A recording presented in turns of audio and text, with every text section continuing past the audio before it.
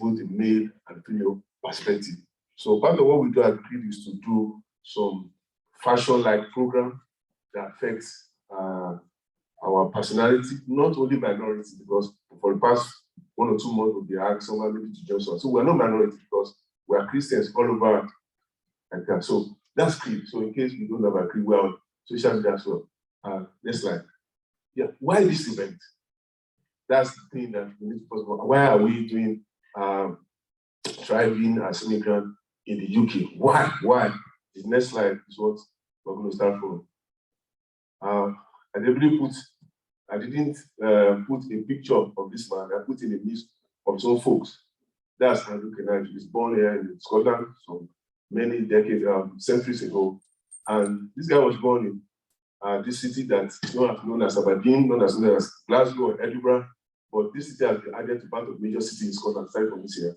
And this guy was born to a poor family and he migrated to the United States.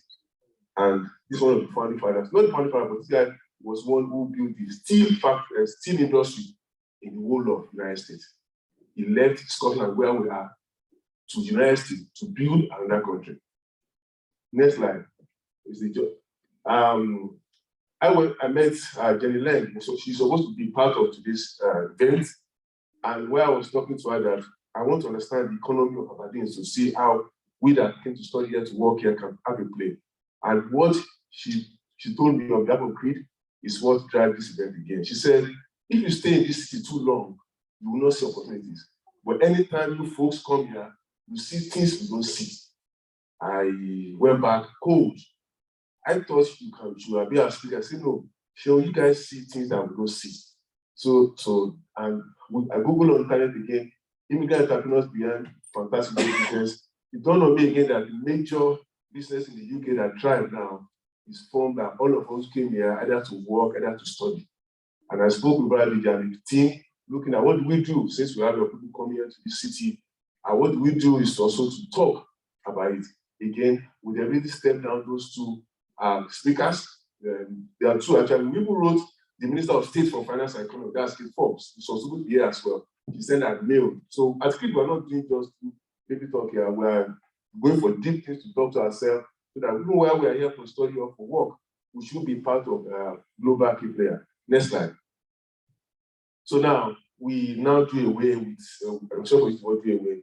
We now say, okay, let's now go to our own people here who have, this is a series that we put 1.0. People have tried, people have who be here maybe 15 or 16 years, and who are part of who are going to take things for the UK government. That's why we have the series of these great people. And as I'll be calling them one by one, I'll try to introduce them, but you know I'm not the one who will be here. Yeah. So the first person to introduce on the podium is Pastor Stan Okosudo. Pastor Okosudo is a pastor, but he has been here, he worked with the Flock company, and over the years, he has grown the company to become operation manager. So today, he will share with us how did he grew to the ranks. Was it only, maybe you are saying Kabashi, not that would have worked, you know, was it that he loved things so that some of us are here, you know, will also give us the hope for us. So then again, Mrs. Martina texted me that she'll be here, and Dennis will be here. Then I want to call upon Mrs. Olabisi Adeyemi. She's coming. We want the 2021 Scottish Business Woman of the Year. And she came to talk to your business called Ripple Sprints. And something judged me when I was watching Instagram, something that we 1 or 2 days ago, that I saw that you were painting not only jerseys now about schools, and schools that are widely dominated. I was like, how did she need to do it? And also when I checked Instagram stuff, I saw creativity. One of my DNA is creativity. And how do you do those things? Well, did you allow coming here to overwhelm you? You are going to share down with us as well. Then we also have Rotimi Alabi. Yeah.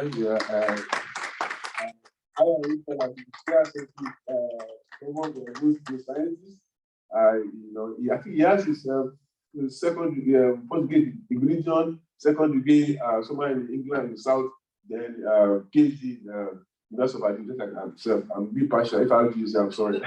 So one of the peculiarities about him is that I think through his PhD, if I'm right, he was able to, one of his outputs to start a comic trade and R&D, and he has been able to win some grants. I was able to do that to solve real-time problem.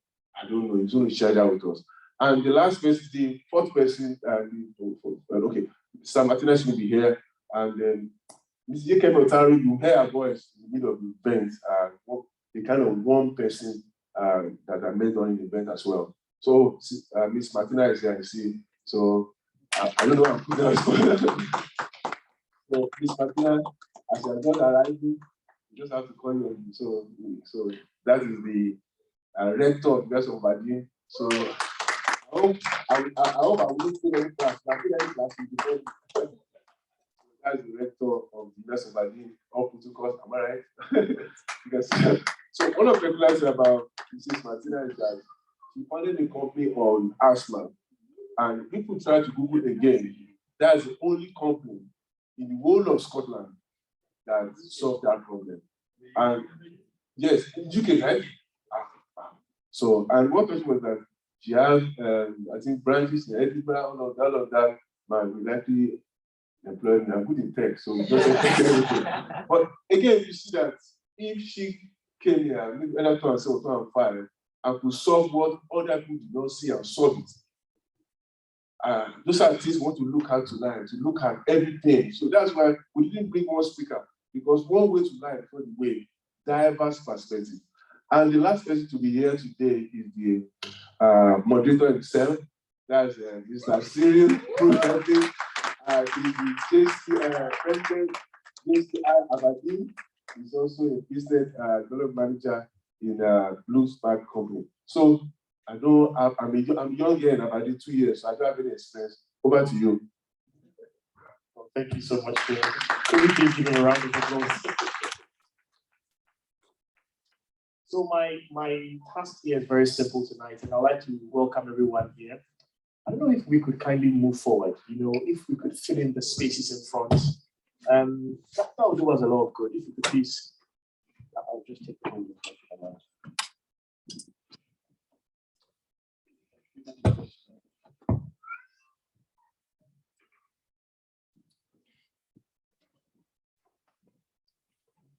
I'd like to thank you, first of all, for coming, everyone here. My name is Cyril, and we are deeply honored to have our special invited guests to join us tonight. I'm going to run you through a quick snapshot of the program before we set foot. Now, to start with, I know we didn't start at exactly 5 o'clock. However, I'll try and see how we can recover the time. We'll start with a panel discussion session mainly on the topic, thriving as immigrants in the UK. I think she has done a good job to explain the rationale behind this topic. We are going to discuss 6 key areas, which I'll share with the panel, and we'll have an open house discussion. Now, how I plan to moderate this is to pick a topic by topic. However, if there are extra comments or questions maybe within the house, we'll be glad to take a round of questions. You could just raise your hand up and I'll give you the floor. Now, when I give you the floor, please be mindful you have a minute to speak or ask a question, and be mindful that other people too may have questions to ask. Thank you. So after the panel session, we'll go straightly into a short break where we will see a video. Then we'll have a Q&A session at the end in case anybody has some questions or the panel maybe wants to motivate us towards a particular thought. Then we'll have our closing remarks, then a vote of thanks. So last year I studied, I did my MBA, and as part of studying or understanding the phrasing of a topic, we often like to pick each word and try and understand them singularly and see how they work conjointly and also within the context of understanding. So the first word, which is thriving. Now, thriving by dictionary definition means very successful and developing well. Then the second word, immigrant, refers to a person who migrates or moves from one country or his home country or her home country to another country to stay and work and pursue some form of permanence of residence. Now, there's a dictionary definition difference between being an expatriate and being an immigrant. Now, an expat is someone who usually comes in for a very short assignment, and from being on that short assignment, they may come especially for work or a particular project and have a short period to stay, beyond which they have to leave, or they will move from one country to the other country for another project. Now, myself, I came to Aberdeen as an expat, but then as time went and as the process of life will have it and God will have it, I moved from being an expat to being an immigrant, So I really thank the executives in Crete for inviting everyone here. And I think that all of us here have stories to share. Now, I think the reason why this season panel is put together is because of the traction of stories behind the success point, right? How far we have come, what challenges we faced, and to inspire our young people to move and do better. So, without further ado, I'll ask my very first set of questions, which is around community integration. Now, I will have a mic go round within the panel. I don't know if we have an extra microphone. We don't have, but we could have this microphone go around. So the question is not directed to you. Any panel member can start. If you feel you may want to chip in at some point, and do feel free. So the very first point is about community integration. And the first question says that as integrating into the local community is important, what are some of the challenges you have faced in integrating, and how did you overcome them? I think I'll take this one. Okay, could we please have a mic up, please? Or you want to be? Okay. Can you hear me at the back? Yeah. Okay, that's perfect. I will share a personal story. So when I came into Aberdeen in 2008, my bus route to the university, I was the only Black person on that bus. And each time I sat on the bus, the 2 seats in front of me and the 2 seats behind me, nobody ever came close that. So initially, I felt very Black. And for the first time, I saw that my Blackness was repulsive. So to overcome that, because I knew I was going to use that bus for almost a year because I was in school and I didn't plan on buying a car. I couldn't imagine driving on the wrong side of the road. So each day I went on the bus, in fact, I started having more like anxiety, and I couldn't work because it was far from school and I needed to attend lectures. So one night I was thinking about that. I said, how am I going to overcome this? I'm not just going to be dreading entering the bus. So I said, okay, the next time I get on that bus, I'm going to make myself feel comfortable. And I went on the bus the next day. I sat down. When I noticed nobody was coming, I kept my back. I crossed my leg. And over time, I turned and put my 2 feet on the next seat. Because I wanted those people to know that I wasn't scared, I was comfortable. And I did that over a while. And the next step was I started planting myself in between people. If I enter the bus, I won't go on the first seat. I will sit by somebody. Thank goodness there was no COVID. So, and whenever I sit near someone, I see them trying to shift and almost pushed onto the edges of the bus. And over time, I noticed that there was a particular lady, apparently we were working at the same time. So when I got on the bus, she would say, you again, And I noticed I have now found at least one friend, one person who knew my face. And I started sitting by her. And as soon as I sat by her, by the next time, people started becoming comfortable. And what that taught me was I didn't have to feel uncomfortable in my own skin. And I also learned that integrating into the community is saying things from their point of view. They haven't sat by a Black girl before. So essentially, they haven't had that interaction. But I was able to change that because over time, everybody on that bus knew me and became comfortable. So I'm sure the student using bus 12 from wherever he comes from onto the city center would never have known that I was the one that fought that to say, look, I'm Black, my skin color does not touch anyone and stand them. You can sit by me and still be yourself. So that was the first time I learned that integration does not just mean about, coming into a place and making friends, but the little changes, the unspoken languages. And for me, that was the beginning of even the greater work I have, come to do in Scotland. Thank you. I see you are nodding your head. I don't know if you can.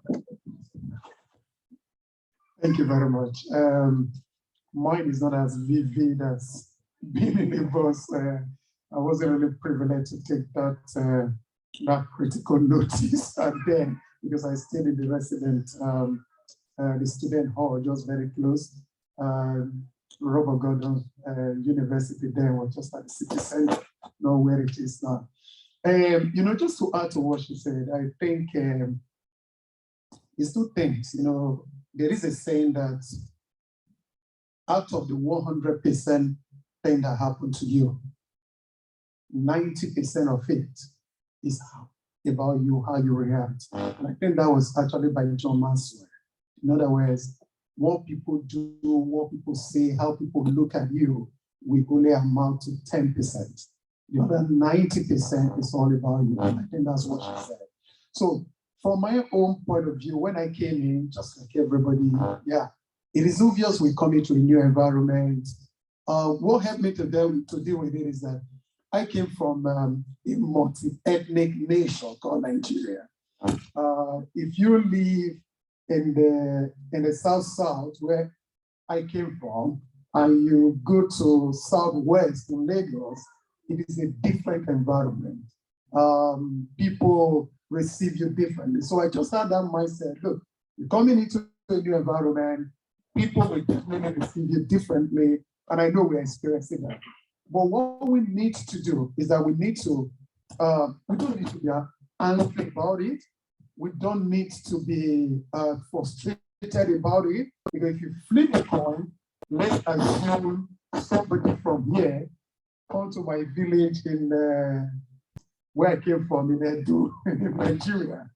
Perhaps the same person will feel like that because you're just one out of millions, you understand? So you definitely will feel like that. So we need to have that understanding that when you come into the new environment, like she said, some people will want to, be away from you, keep away from you, but you've not got the opportunity to walk yourself into these people through love, through what you do, and through the decisions that you make. And I think that's really my point.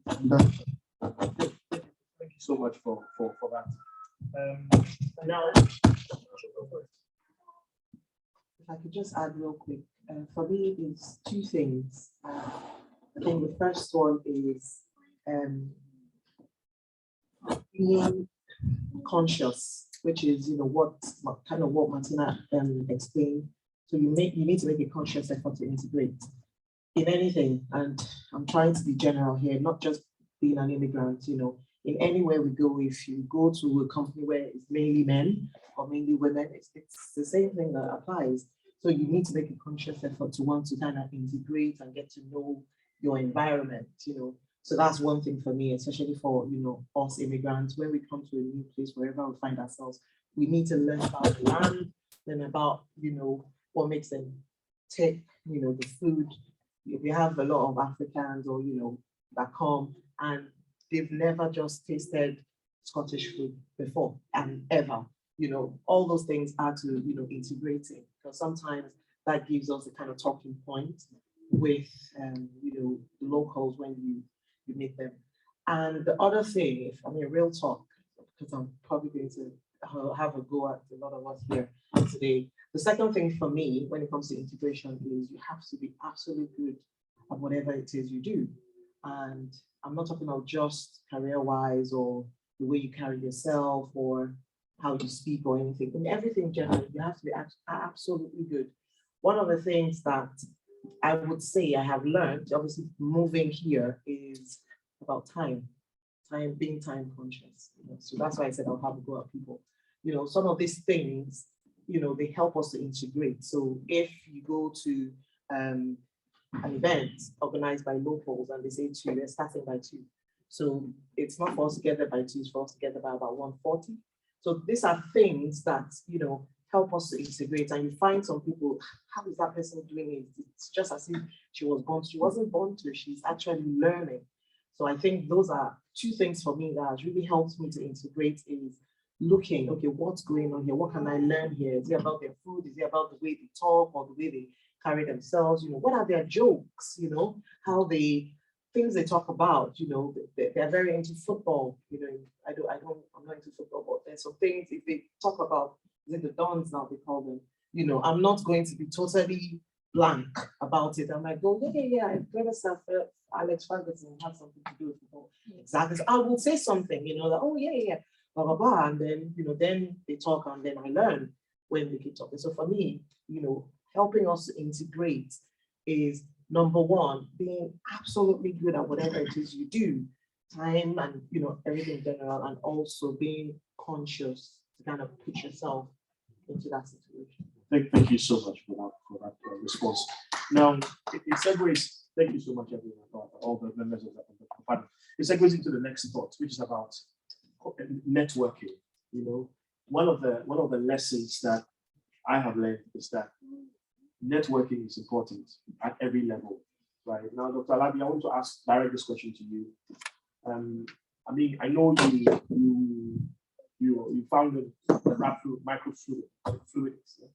Yes, and definitely you wouldn't have gotten anywhere if you didn't network, So I want you to, if you could please respond in a way to highlight exactly how you were able to grow your network in order to make the business relevant, in order to make the business grow in revenue, and in order to achieve the successes that you have as a foreigner. I think that's a good question. When you set out to do something, you discover that you have an idea, you set out with an idea, and your idea cannot really exist as an island. You need support around you. That's one thing you have to really understand in the first instance, is that you will need support around you. And once you are comfortable with the fact that you need support around you, it's how do you get that support? And for me, through the journey I have gone with Rap Microfluidics, it's all about looking for that support and trying to speak to people. They say something about you're almost 2 to 6 degrees removed from where your support is going to come from or your help is going to come from. So if you start asking the right questions and start looking for the right people that can support you, you will discover that you embed yourself into an ecosystem that is really able to add value to your life, to your existence. Through Rap Microfluidics, when I started, I had no idea how to start. So the first thing I went to do was, I knew I was in the University of Aberdeen. I just finished from the University of Aberdeen. So I went to the commercialization office in the University of Aberdeen and said, right, I want to start this.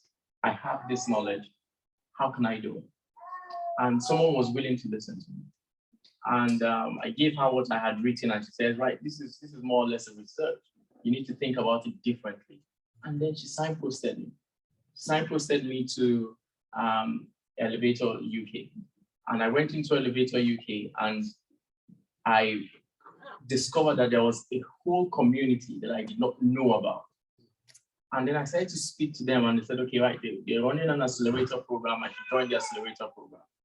When I joined the accelerator program, I discovered that, right, there were more links around Scotland that I wouldn't have had access to if I didn't start asking the right questions. I'm putting myself out there to say, right, let me go and look for this support. So when you think about networking, you think about basically, who can I speak to meet a particular desire, to meet a particular need? And how can I get there? How can I embed myself in that particular environment? I think that's what I have done, because I have been it's all about signposting when you think about it. Who can actually direct you to your help? And you just have to ask questions. You just have to look for information. You just have to speak to people about it. And people are good enough to be able to signpost you to wherever you need support. That has been my experience. Well, thank you so much for that response. I don't know if Thank you very much. And you know, I happen to work in the oil and gas industry. Networking is key because at times you go for an interview, you discover that some people you met there are people you probably have either met in a conference or in a workshop, and it kind of just helped you because that has helped you. What I did was that when I came in, joined Energy Institute, joined Society of Petroleum Engineers, and I was going through every seminar. And I know a lot of things have changed. Those days we used to have a lot of seminars, communities, a lot of career talk, companies, organization coming into the university to talk to us. We make use of that opportunity. And also, there are this journal and all this paper you get for your professional bodies. Try to look at the names of people writing those articles. Try to see how you can, thank God for LinkedIn today, isn't it? Just go to LinkedIn, hit friend with that person. Even if the person doesn't accept it, that's fine. You hit friend with that person. But because one day those things will speak for you because you don't know where you're going to be. You might just get into a place, the person you meet there is somebody you have seen in one workshop or one conference. Oh, I met you in that conference. Oh, yeah. Before you know what is happening, you become friends because you think alike. That person sees you as somebody, who I can relate with. Lastly, before I give you mine, also, when you have opportunity to talk, make reference to people. We are very good. We know a lot, isn't it? And especially we immigrants here, because a lot of us have got second degree, third degree, fourth degree. And most of the people we're talking to here probably haven't got 1 degree, but they're on top there, and you must relate with them. So what we need to do is to be able to make reference people. In a meeting, reference people, reference the meeting you went to, the person you make contact with, the comment you made on somebody, all those things help because it kind of helps to broaden your network. Thank you.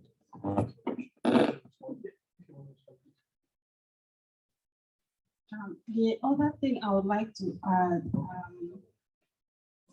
when Rosemary was talking about making network and all that, in my experience, when I started out, obviously, is signposting. And the one thing I did that worked really well for me was, for every big name I met, they pledged their integrity on me. They said, when you go here, tell them you know me. And I didn't take that lightly. If somebody can place their entire reputation on you, then you have to be very honest. Your integrity has to be top notch. I think that was one of the things that made me succeed. And I haven't ever faltered on that. When you're reliable, all I talked about timekeeping, your word is your bond. It's so terrible that we come from Nigeria, the reputation isn't good. So when you deal with people, let your word be your bond. The Bible said, let your yes be yes, and let your no be no. So it's very important. Thank you. Thank you so much for that response. A round of applause for our panel.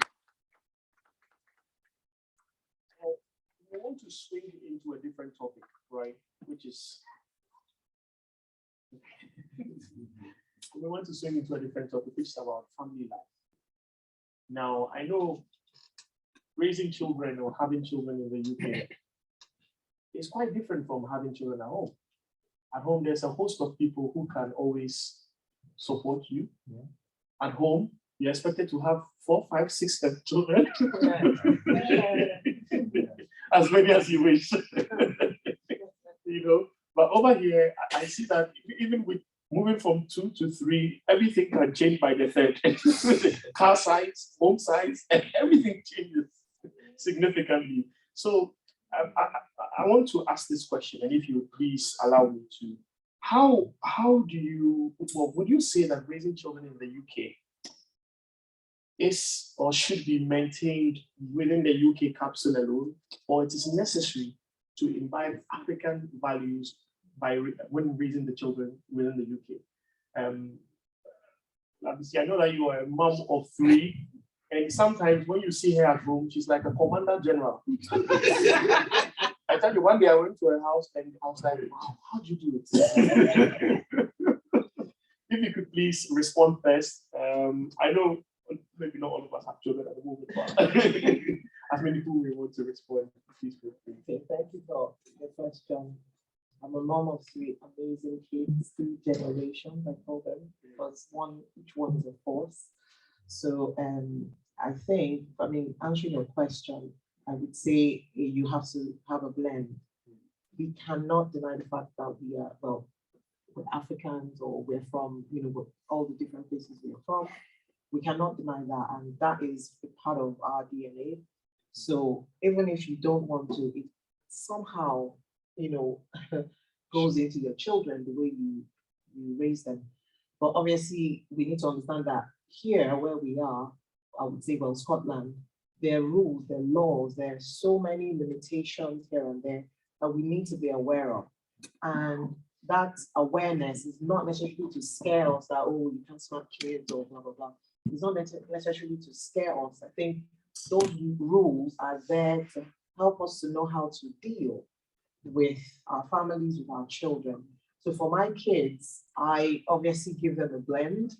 And an example is obviously back home is just you read, you study, you pass, you go to church, pretty much that's it. But here, there is that expectation that the children are involved in extracurricular activities, they go to the park, that you cannot keep them in the house all the time. They have to go outside, fresh air, learn about nature and all that. So you need to learn how to, I'm using that as a very basic, example that people start.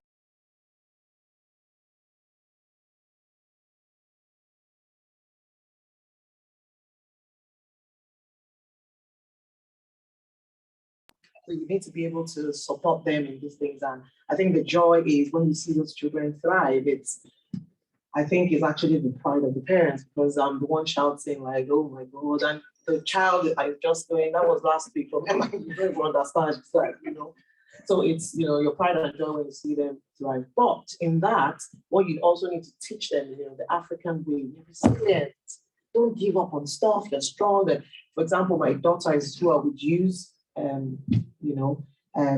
a lot of times I tell her, because she's a gymnast, and I remember when she started when she was 3, and when she was about 5, she told me, oh, Mom, I've had enough, I'm tired, it's difficult, and that sort of stuff. Here, usually, they would not, it's about the children, oh, I don't want, it's what she says.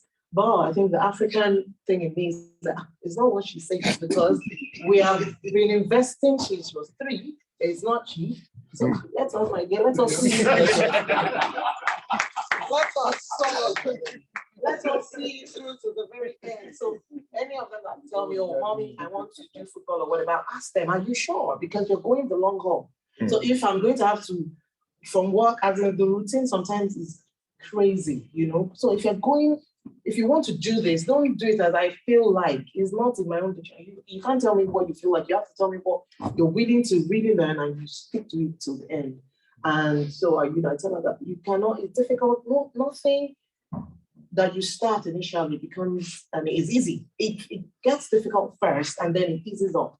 So the moment for every level they're going, and things become harder and harder, it just means you're growing. Because when, for example, you cross the hurdle, then it becomes comfortable. And then you're moving to another hurdle. It will become difficult first because it's new, it's a new terrain, and then it becomes easy, and then you move up and that. So that's kind of where the African sort of vibe comes, where you go, you have to be resilient, you have to push forward. and the competition is not about participating and competition to win. Yeah. So it's sort of put your effort, do not back down until you reach your finish line or until you, hit the mark, that kind of stuff. So sometimes it's a bit hard for them because in school they're open to so many. These children deal with a lot that we don't have a clue. They're open to so many. And then my friend, she's tried 5 different activities, and her mom and dad, they're okay with it because I'm not their mom and their dad. I'm your mom. So you have to understand that I'm not trying to be mean. This is how I grew up, the African culture. And I say, this is why your dad is where he is. This is why I'm where I am, because of some of these values. And sometimes, I tell them, I actually talk real to them. Some of the opportunities you guys have right now, I didn't have it. Your dad was born in one village, I was born in that village, which is the truth, But we found ourselves here because of it. It's a journey that brought us here. So don't just stay and sit down and think, the fact that you were born here doesn't mean hardships wouldn't come when they come as you're going, you have to find a way to cross your own hurdle. So I would say for raising children in the UK, in Scotland, you have to understand the legal ramifications of that. And that helps you to know how to deal. And then you have to kind of blend it between, the African culture and also the British culture. Thank you so much. You were shaking your head several times. Now, I want you to help guide the discussion. Thank you so much for trying to compare the different characteristics and values and traits and how we navigate and being able to navigate with children through the system. Now, Pastor, please, I would like to find out from you, how do you instill discipline? How do you inspire in this community? How do you inspire? How do you discipline? How do you put control? Because control is difficult. And in Africa, control is everywhere. I mean, when my dad flicks his key, I know what it means. So what do you say about this? Thank you very much. When Mr. BC was, talking, it just reminded me, I think all the women, they are the same. You understand? We tell the children, look, we may be here, you are not from. You understand? Like she said, I don't want to use the word, maybe Sister Martina will agree. I don't want to use the word, it's a system that is very relaxed and allow people to just coast around. You don't have to. You can't do your homework today, okay, just keep it. Just keep it. If you can, you don't have to study more than 30 minutes in the night. Just read only for 30 minutes, that should be okay. That can be okay. It can be okay. So what we do, we lovely tell them, look, the only people that do extra are the people that win. The only people that take the podium are the people that do extra. Forget about it. That teacher that is telling you, you can submit your homework this week, just keep it. When the time comes to pick somebody in that class, they will pick the person that do the extra. They know what they're doing. So I tell the children, look, I'm not trying to instill everything that's brought from Africa, because like you said, if we're to instill that, when your father is it's a community that raised you, really, not just your father. So yeah, we have to lovely do that. And also, another mistake we shouldn't make is that we shouldn't try to raise children here with the hope that we are raising them back to go and live where I came from. I think that would be a complete mistake. But most of these children, if me that was brought up there, I probably spent the first 31 years of my age there. I find it difficult to even go back today. Then I begin to ask, how easy is it going to be for William to go back? But we need to give that balance, because there are a lot of things that differentiate us, that's the truth. As they begin to grow, you begin to see the children need to understand that, yeah, you may be playing around with everybody in your class. There is a difference as you begin to grow. And for you to stand that, you need to take that extra step. I'm not saying people that didn't take extra step wouldn't stand out, but it's better to take extra steps. So we need to encourage our children. Study. There's nothing wrong in doing that. We need to encourage them, be respectful, do the right thing, be honest, teach them in the way of the Lord. It's very, very important. We live in a secular society when everything, God is being daily stripped out of everything.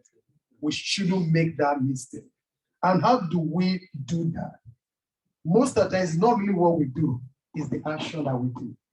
For instance, William is a drummer, and their school will always put drumming 10 a.m. on Sunday. And if I continue to allow William to go for drumming on Sunday, and tomorrow I come home, I say, God is first. He will say, why didn't we go to church first? It's the action. We need to, I'm not saying some people do that, that's fine. But it's just that we need to understand that action, they say, speak louder than voice. The actions we take, the decision we take, we eventually, this week, he was still asking me, he said, there is this guy in his school, because I'm using him because he's sitting right here. So he said, there's this boy in his class. He comes to Fountain of Law. How come he goes for drumming on Sunday? And when you say, I cannot go. I said, but that's why I'm your father. I don't know why his mom allowed him to go. You understand? So that's just one example, but there are quite a lot of other things. I'm not saying if he goes on a school trip on a Sunday, I need to go and bring him from the school trip to come to church. I believe you understand what I'm saying. You understand?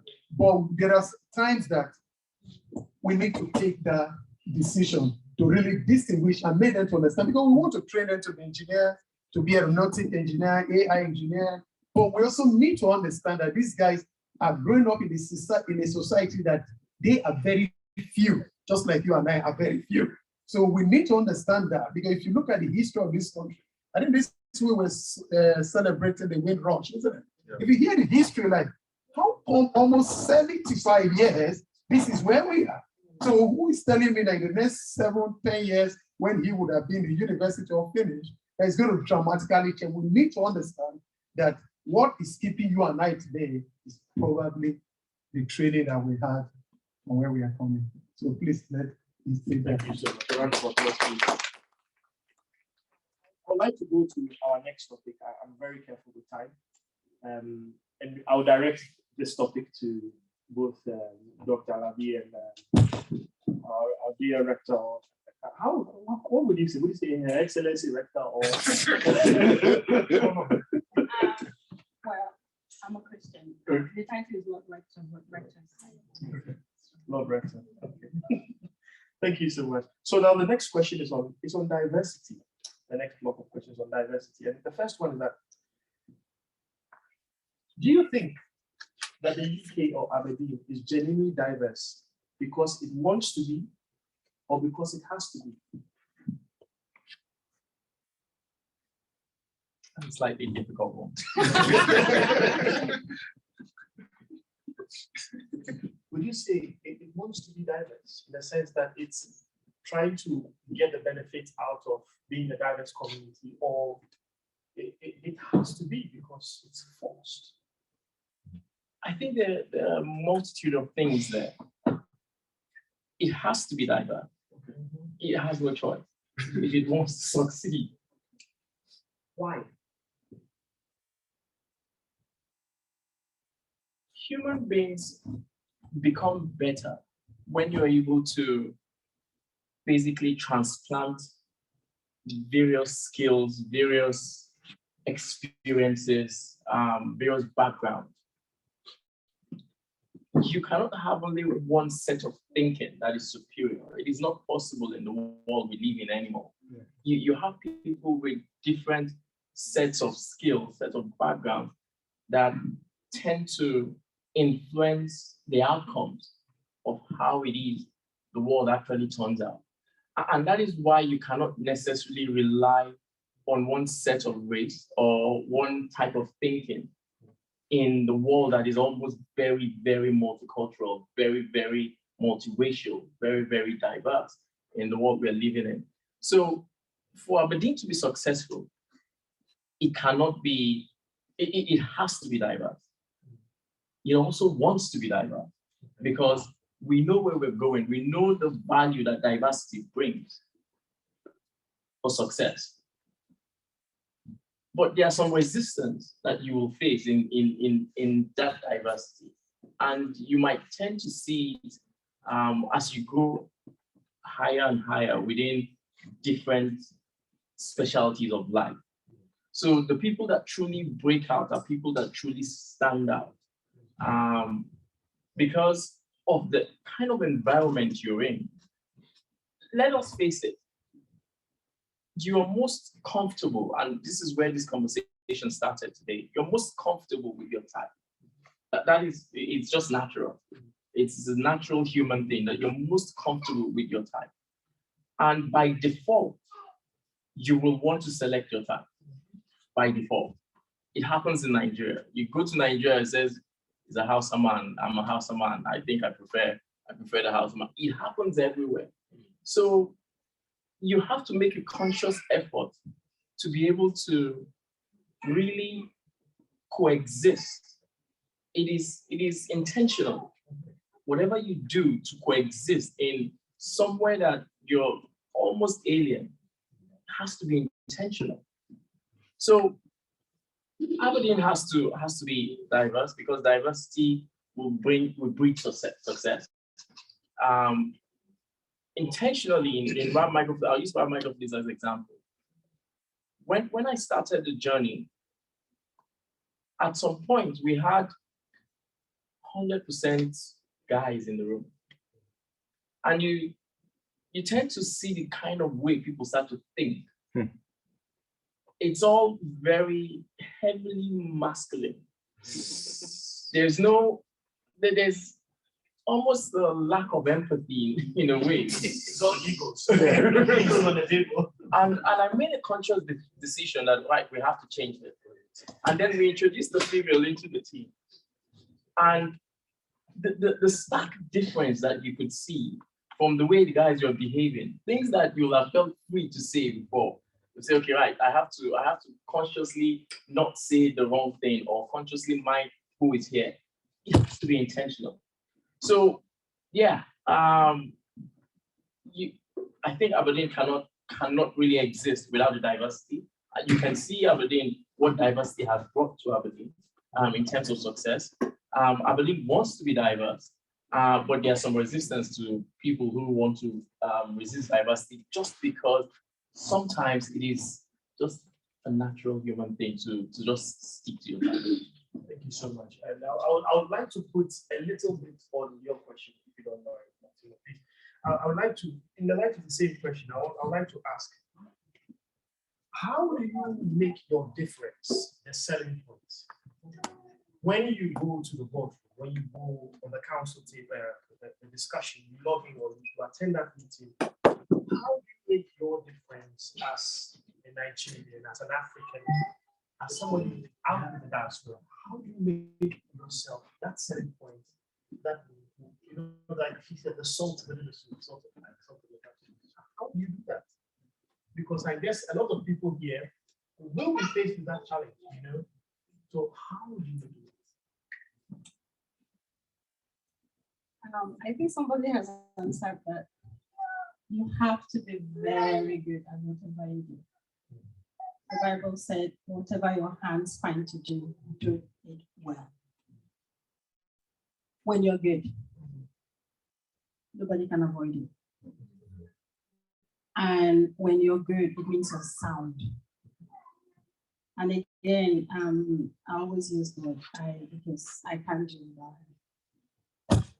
If there's anything you must pray for wisdom. Because it's only that wisdom that can help you when you are in a situation where, for example, I'm chairman of the university board. Me, I didn't leave any part at home. This is me. And all of a sudden, the university that is 525 years old are counting on me to lead them, to make decisions that can make or break people. And then when in that situation, all that speaks is your wisdom, is your intelligence, is the fact that you're good. And Rotimi said Aberdeen cannot do without diversity. The privilege or the opportunity we have is that they said when you're somewhere and the place stinks, you become nose blind. It means you're used to the smell. But if somebody walks in, they'll, oh, what's smelling? So that's the advantage we have. So when you get into that place, everybody is used to how things are. Because you're different, because you see things differently, you're going to pick so much so that can make a difference to that team and to be positive. So in a nutshell, be good, very good, and be wise. Thank you so much. Just to, well, a round of applause. Add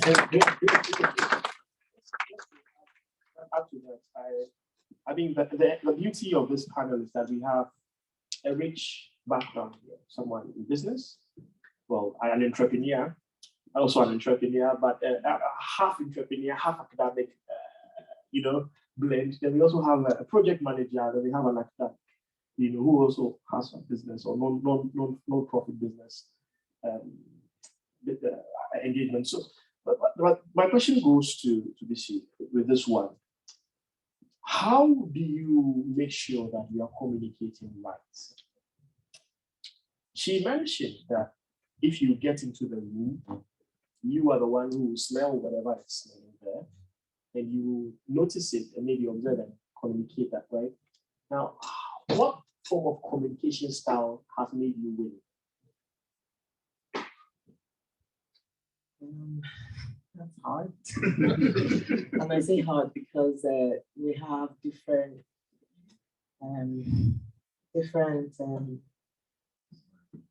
sets, different places you go. And what I'm trying to say now is you need to have what you call emotional intelligence. You need to be able to read the room and know how to communicate, So if I'm communicating with older folk, because I'm kind of limitless group, right? We're the young people. So if you're communicating with, a certain age bracket, you need to, communicate in a certain way. If you're communicating with younger folk, you need to know how to, you need to change your language, your choice of words and all. But for me, the first thing I would say is, to kind of also answer the previous question is, we need to understand that there is power in our uniqueness. And this has to do with your mindset. So your mindset plays a key role in how far you go in life. And this is something that has helped me. So I remember when I was working, I had a full-time job then, I was a project coordinator, and I was tasked with speaking to people, we were change agents in my organization then, introducing SharePoint, we needed the new IT system and blah, blah, blah. And you're talking with, counselors or people who need to approve what you're trying to do. And I was telling my immediate boss, she was a French lady then, and I was telling her, how can I talk to these people that created IT? What do I know about blah, blah, blah. I had this serious fear before every single meeting, And she told me something that has stuck with me in my business journey. And I think that's one of the single things that have actually, helped me. And one of the things she said is, she said, Ola, they call me Ola then. She said, Ola, don't go into a room thinking, oh, maybe I'm the youngest, or what do I know? Go into a room as an African. So I was like, I'm trying to sort of avoid that so that they won't say that, what does this African person know, or blah, blah, blah. She now said, no, it was about my mindset. I need to see it in a different way. So I told her, explain, what are you trying to say? She said, go into a room as an African because there is a probability that when you get in there, you might be the only one there and they would not forget you. So I'm like, okay, so what does that mean? So she said, if you go in there, maybe you're presenting to a boardroom of maybe locals, even if they don't know your name, they're going to go, oh, that black or that African. Remember that talk that African lady, remember? So when she said that, I'm like, I never, thought about it that way. And so that kind of gave me this, boost. Sometimes I was always praying that let me even be the only one African there, so that they won't forget me.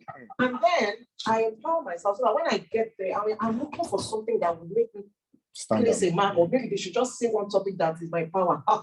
I will, you know, like, oh my God, like, let them just mention something that I really know about. I will finish them, you know, like, so it gave me that confidence, you know, and this helps me to, you know, which comes back to the question, to know how to respond, you know, in the different sectors. So if I am maybe the only African there, you know, there are some things that I will say that will actually draw their attention to the fact that, do you realize I'm African actually? And I'm the one speaking to you all, or, you know, I'm not being proud or being, you know, but it just kind of empowers you. Then you go into a sector where maybe you are the youngest person there.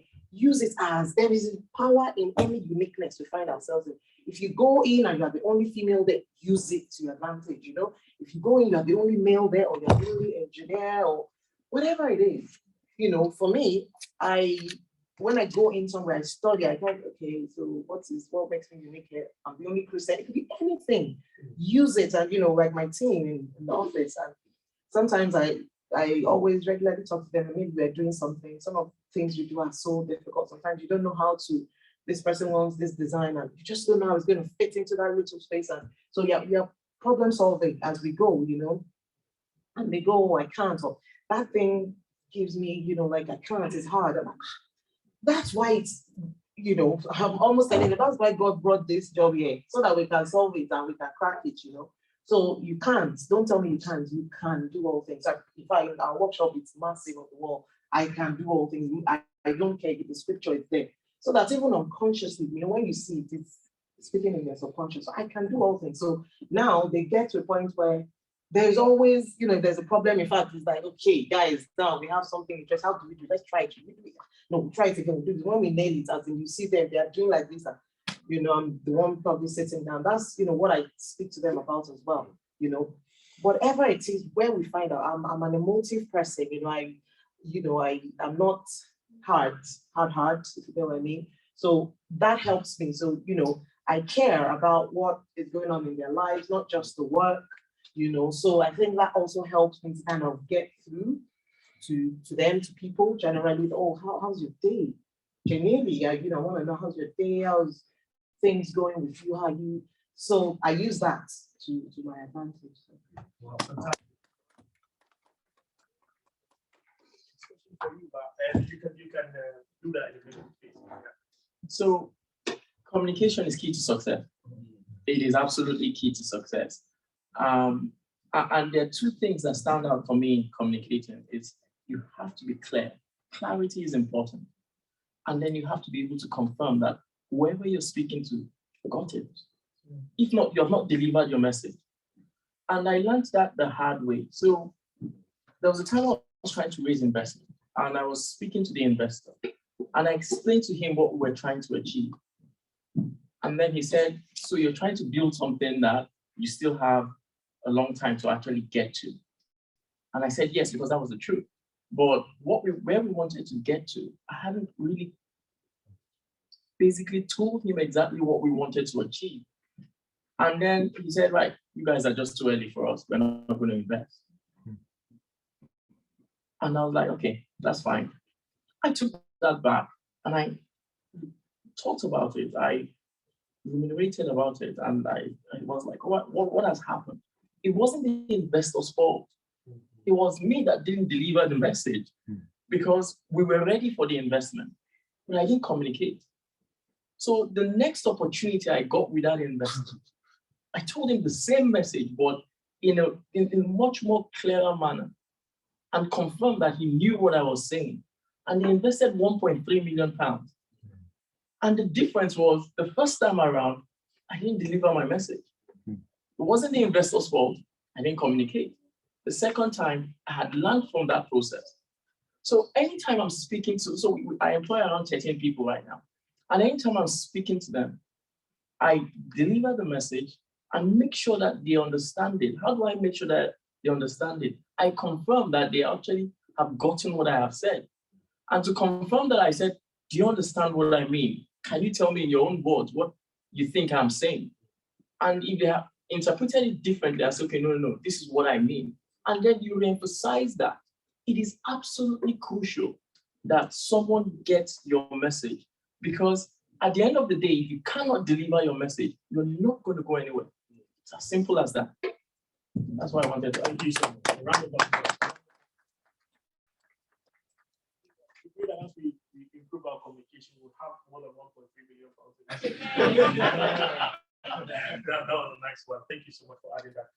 Now, Pastor Stanley, I think one of the thoughts a lot of people have, and I speak with a lot of students because I'm just curious to find out their experiences, what they have, what they have, what their aspirations are. And one of the growing concerns a lot of people have is how to make their previous experience relevant in the UK. For example, somebody comes and says, I studied accounting in Nigeria. I'm chartered with the Nigerian Accounting Institute, and I'm looking for employment here. Although I'm studying accounting, I'm not able to get a meaningful accounting job or a job that I can align with to say, well, it's a progressive step from my previous experience.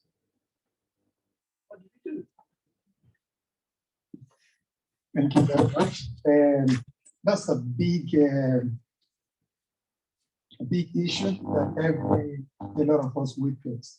For example, before I came into the UK in 2007, I've already worked with Shell in Port Harcourt for 5 years, and I was part of the Bonin Terminal Integrated Project. So when I came over, for my CV, because I believe I've got all the experience, so I put supervisor, so every time I send a CV out, they are looking for, what is it they're looking for? They're looking for just an engineer, operations engineer. Operations supervisor. So I think I'm above every other person, so I should be called. You understand? So it doesn't work that way. It's a different environment and it's completely different. So we need to look at it. You may be an accountant with Zenith Bank or which other bank, Africa Bank, somewhere, wherever you go. But you get here, you discover that the job roles may not be defined that same way. But what I did was that to look at what I have done in the past. How can I bring that into what I want to do and what is available here? So that is the starting point to look at it. Yeah, you've got experience. Honestly speaking, the experience I got in Nigeria, even though I work with a multinational company, probably didn't make sense to a lot of people. Because you think we're in Aberdeen, you get to Aberdeen, a lot of people in Aberdeen you want to work with, they probably haven't gone outside Aberdeen. Everything they know is only about Aberdeen. So even when you're trying to tell them something you did in Qatar, you don't know. So, but we need to look at it from the angle that we're just coming into a new environment. You've got skills. You may want to go into the industry with that skill. Maybe it's not available. Why not look for anything along with what you are currently studying? There were some people, they came to this country, they did master in oil and gas engineering, but they got employed by their first degree as mechanical engineer. Some people, they did petroleum engineering. When they submit the CV, they didn't look at the master. They look at their first degree, electrical electronics engineering. So we need to be open to understand that it's a different environment. But one thing I want to mention is that along the line, that your skill will become very relevant and it will become very visible. Then you will use it. When I started in 2008, when I finished university, I did petroleum engineering, and we had the economic meltdown in 2008. Everything went, so we started looking for a job. I went to a company, and they're very close to the office. That's SMS. Yeah, SMS is very close to the office. So I went to them in November 2008. I did an interview for job. They were looking for a project engineer. A long story how I got that job, which was what I was going to mention as well. Honesty is very important. Honesty is very important, especially for us as Christians. Because another thing that will make you to stand out in that boardroom is your honesty. Don't try to, because in this place where we are, a lot of people lie. A lot of people do eye service. A lot of people run the other person down. So not to talk of me, that's a different color. So you can imagine. So they whip past you. Because at times, even when you're there, the way they talk about the other person like that, you're like, if they can talk about this person like this, what about you when you are not there? But what will stand you up over time is your honesty, because they will watch you. What we made them to ask you questions in that meeting, that boardroom, every now and then, is because they know you're a truthful person. Now, if you've not done the project, you will not say I've done it. If you've not sent that email, you will not say I've sent the email. But there are a lot of people, did you send that email? Yes, I've sent it, but they have not sent the email. So, to cut the long story short, so I went to SMS, they did the interview, project engineer. When I was about leaving, I came in, I said, I've got experience. They say, how much are you going to be paid? I said, how much do you pay for this? They said, yeah, for a start, 22, 24. I didn't know I was a Christian, fervent fountain of love by the grace of God. So when the guy finished, I said, look, 24,000 would be too small. I didn't know, I don't have job. I said, the reason why I'm saying it is that if you pay me 24,000, when I get home, I'll still be looking for another job. Okay. Yeah. He said, yeah, that's how we normally start. But what led to that was that when the guy met me, he said, where did you work? Now, what did you do? I said, I work in John Lewis. No, he said, John Lewis, all right. I just did wedding and I had a lot of what do you call it, man? John Lewis voucher from the weddings. And all that. Okay. So what do you do there? I said, I'm just the salesman, wearing suit and standing by the door on the second floor. That's what I did. To cut the long story short, that guy said, okay, they didn't give me a job because I said, if you pay me 24,000, I was going to go home and start looking for a job. Do you know, I went back to John Lewis and continued to work. Before Christmas, that guy came to the floor where I was serving to come and use the John Lewis voucher that I got to buy something. My mind said, if I had wanted to say, I've got a lot of experience, when he asked me, what do you do? Say, yes, I'm managing some projects now, consulting for people. When he met me, I said, okay, this guy is doing your consulting. No, because do you know when I returned from Nigeria in December, that's in 2008, on the 22nd of January, that guy called me and said, Stan, are you still interested in that job? I said, yes, because I haven't got a job. That guy gave me that job and I worked that job for 5 years before I left that place. So what I'm trying to say is that, look, you've got a lot of experience, honestly, in Nigeria, because today, by the grace of God, I look at a lot of CV. We're looking for a mechanical fitter who they probably need GC or, sorry, what do you call it? Now, the technical college certificate and a PhD, like me, call me. We say, why are they not taking us? But what we can do is that at times, let's look at the job description. Let's look at, it might just be only one line you have experience. So instead of me trying to explain how I built separator, how I carry that, let me focus on that one point in that thing. And let leave that be. You might just be surprised that will give it. So the skills you have in Nigeria is not useless at all, because by the time you come in, they will actually see that you're a star. Yeah. And they cannot stop you then. They cannot stop you. That's the truth. But to come in is always difficult. That's why whenever I'm talking to some people, I say, look, everything you're doing is a phase. At some point, you will look back and say, oh, it was difficult, but I made it. Be honest. Look forward. All those skills, you bring them. By the time I left SMS, before I give you the mic, I left SMS in 2012. When they sent me a recruiter, today recruiter don't recruit again because on LinkedIn, isn't it? The recruiter used to phone you every now and then. You quickly sneak out of the office to go answer. When they called me, they said they had this job, operations manager with stuff. No, I said, I'm not interested in that job. I don't have that qualification. Because the acronyms they use, where they are internal acronyms, you know, maybe you have something like RAB, now you say RAB, you send it to somebody, someone like, what does that mean? You understand? But at the end of the guy submitted, the guy said, I will submit whatever I have submitted. And at the end, you then go to you. So what I'm trying to say is that your experience still matters. But instead of trying to pursue that, look for something. There were some people that were working in, they were opening barrier at Total, you know, doing security man job. Somebody say, how are you? You open this barrier down. Say, yeah, I have a master degree in what? Oil and gas. Bring the CV tomorrow. And that's how they got the job. So at the end of the day, all things will work out for you because you are a child of God. Thank you so much. Just add to that. go for it. Just one You, minute. you absolutely have to follow the job description. It's important. Do not put what they have not asked you. I won't ask you what is your name and you start telling me where you're from. You won't do that if I'm speaking to you. So if I ask you for something in the job description, just follow it. I look at hundreds of CVs, and if you're not hitting the job, it's almost like a checkbox. If you're not hitting all of those points, I just move on. I don't spend too much time on a CV. I probably spend 5 minutes on a CV. And I know writing a CV, you can take almost 3 hours to actually construct your CV. I will spend 5 minutes on it.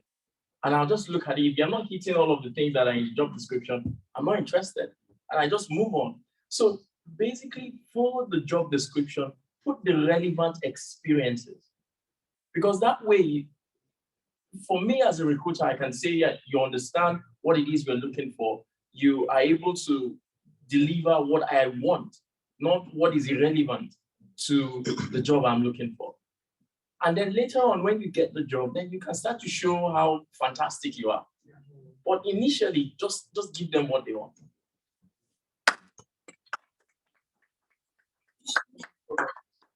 We'll soon go for a short break so that we can have a few things to start in the next 5 minutes. But Martina, I'd like to direct this question to you. And thank you so much for all your contributions so far. Some of us have interest in academic life, right? Some want to study PhD, some want to work as university staff. What kind of advice would you give to people who are looking out for such opportunities? Opportunities for scholarships, into PhD programs, into master's programs, into working within the university, even volunteering into the university. You know, are there ways that foreigners or immigrants can look at these as success points?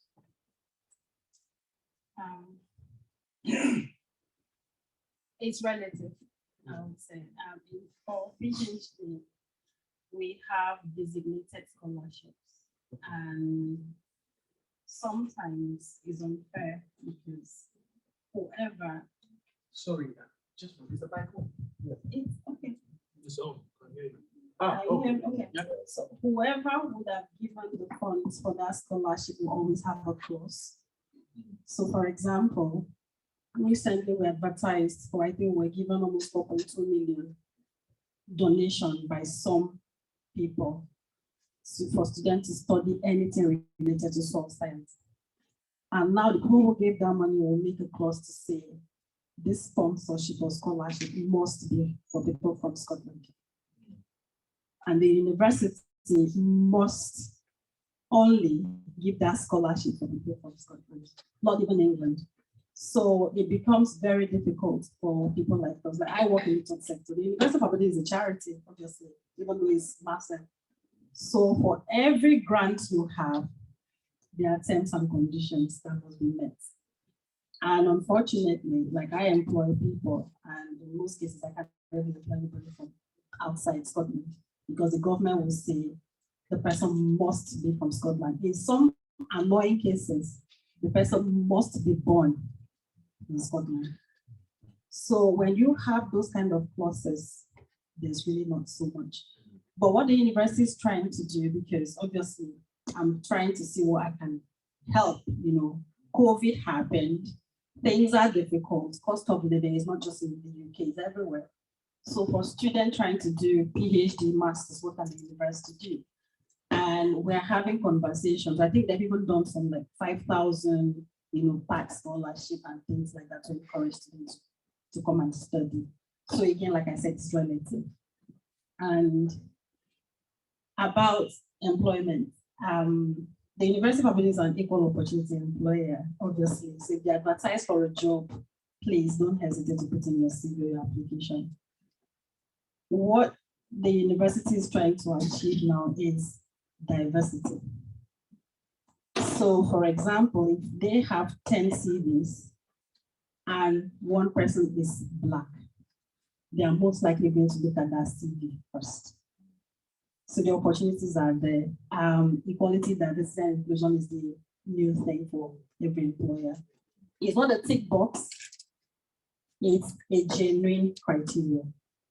So the opportunities are there, but for volunteering, obviously, I have to go back and speak with career services. I haven't actually thought about it. So, yeah, but honestly, if you see any opening, don't think you would not be shortlisted because you're Black or because you're this. Again, mindset. Let that done. It has no place at all. If at all, you have advantage now because we're looking for minority people so that we can bridge the gap. And it doesn't have to be junior roles. If there's a senior role that you think you qualify for it, go for it. Thank you so much. A round of applause, please. So we're going to go into a break session, but as our speakers were delivering the keynotes, I think that I took a few notes down. Now, the first one is networking. Signpost is key. Signpost to signpost to signpost. The second point is the only properties. I wrote my own notes. Okay. So the second one is your uniqueness is your power. Make sure you use it. Communication is key to success. Be clear every time you deliver a message and confirm that what you have delivered has been understood. The next point is be open-minded, asking the right questions. Also, value your previous experience as down the line will come out or be relevant. Now, another point is mindset adjustment is essential. The last one is it's only the people that do extra are the people that do. So thank you so much. As we go into the break, please.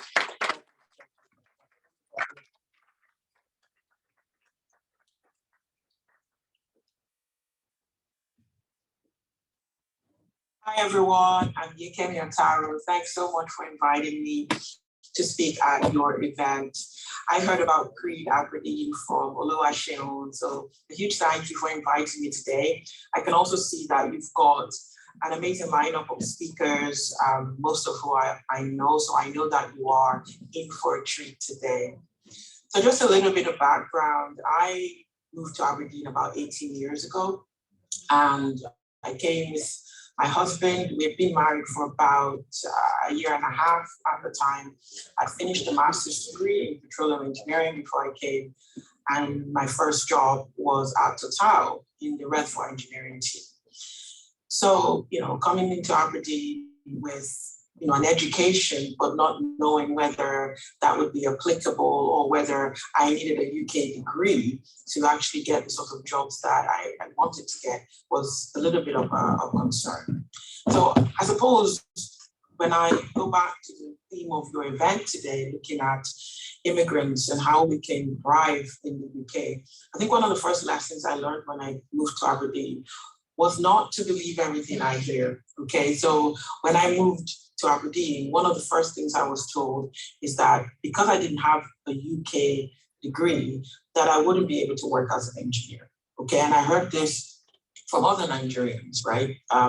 That was not something I was gonna be able to do, and I was actively encouraged to look for jobs in care homes. Now, having a bachelor's degree and a master's degree in engineering, I just didn't accept that. And that's one of the first things I want to say to you today is don't accept everything you hear. Always be expectant, always be passionate, and always stand ready for those opportunities.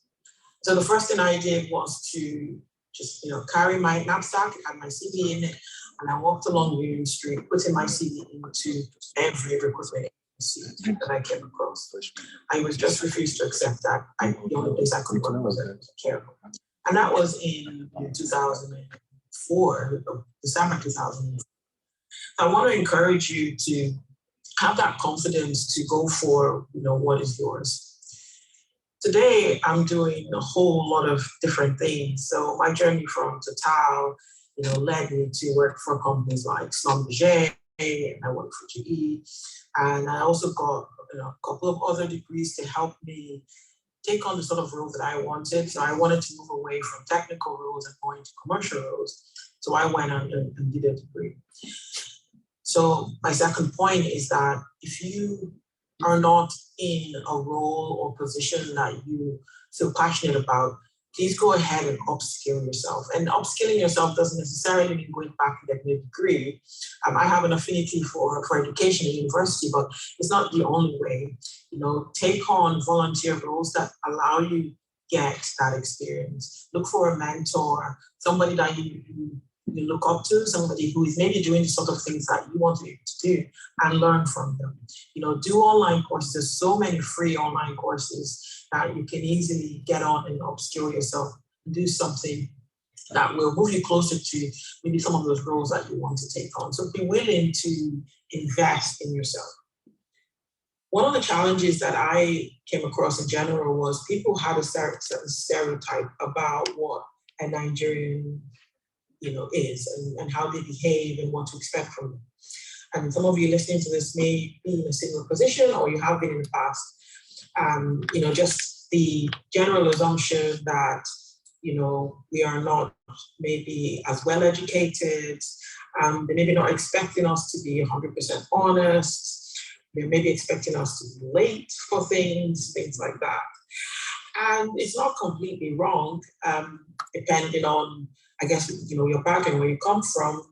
You know, some of us are that way, but in every culture and country, you have people that, you know, are a certain way, and that's what we call stereotyping. And all of us have different bias. If you really are honest with yourself, you have some preconception, right? And if you sit down and think about, oh, you know, what comes to your mind when you hear Russian man? What are some of the attributes you're expecting them to have? Or somebody from Peterhead, you know, here in Aberdeenshire, what are you expecting from them? We all have these biases which we need to really break down. And so I came across some of those stereotypes and biases that people have, and I put a lot of pressure on myself to break those. Okay, so being particularly early for things, so that people can see that I'm not a late person, I don't come late for things, and going out of my way to make commitments that I had made, you know, even when it was really inconvenient, you know, was actually not possible. I would, in some cases, put myself at risk just to be able to, you know, do things that I said I was going to do. Now, I think that that's something that can play a big role, is when people have this conception that you're going to be a certain way, and it can be frustrating because often you may not be given an opportunity to prove yourself and to prove that you are passionate and you are committed to what you're doing. So my encouragement with this third point is to continue to do a good job, even when it looks like people are not noticing, or people are not acknowledging, or they have certain preconceptions and it feels like those conceptions are not going to change.